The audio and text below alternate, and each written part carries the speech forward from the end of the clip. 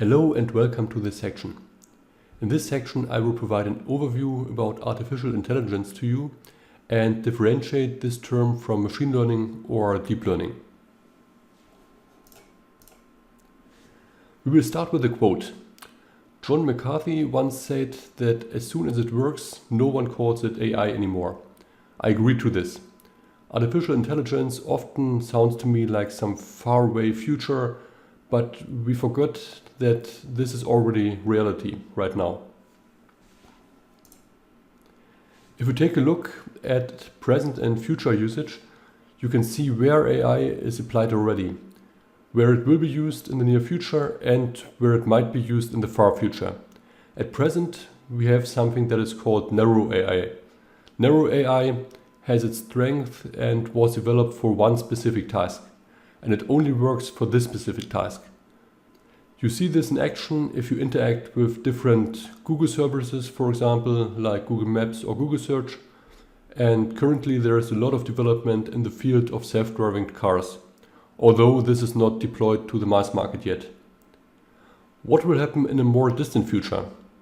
That is actually hard to tell.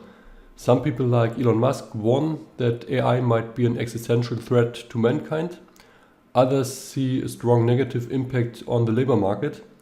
We can't know right now what will happen and if the fears are justified. Technologically, the interesting question is if at some point broad AI or general AI will be achieved. That point would be reached if computers pass the Turing test, for example, and cannot be distinguished from human behavior anymore. Let's take a look at some examples. AI assistants like Alexa or Siri gain more and more popularity. These voice recognition systems try to imitate the human interaction. With these models, it is possible to have nearly natural conversations, which at some point will be indistinguishable from humans. Another interesting service is Google Maps, which analyzes the speed of traffic through location data from smartphones. This can, in fact, significantly reduce travel time by suggesting the fastest routes. And this is maybe the most popular example, Google Search. It is not required to say much about it. It is the most used search engine and it offers recommendations for a complete search, but even the next character is predicted. These suggestions are based on previous user searches.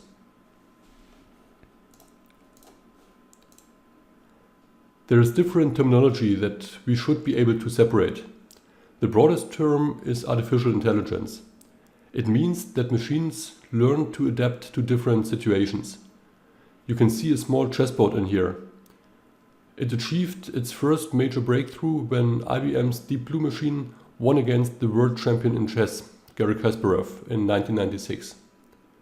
Machine learning is a subfield of artificial intelligence. In this field, statistical techniques are applied and enables computer to learn.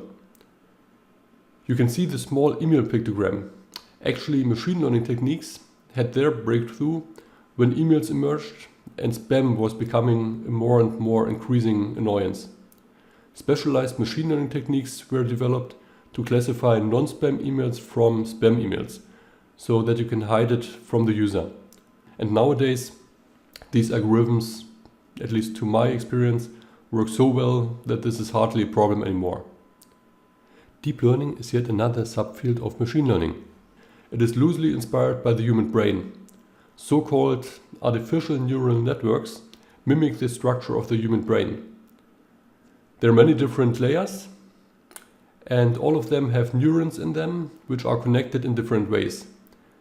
These neural layers, the neurons and the connections between them, define an artificial neural network. It gained a lot of popularity in recent years because it showed impressive performance in fields like, for example, image classification. You can see the small cat pictogram in here. Well, I placed it there because a very typical starting task when you start learning deep learning is to develop an algorithm that can distinguish cats from dogs in images. In this course, we will make it a bit more interesting. We will develop an algorithm that is able to distinguish different ape species from each other. That's it for this lecture. Thank you very much and see you in the next one.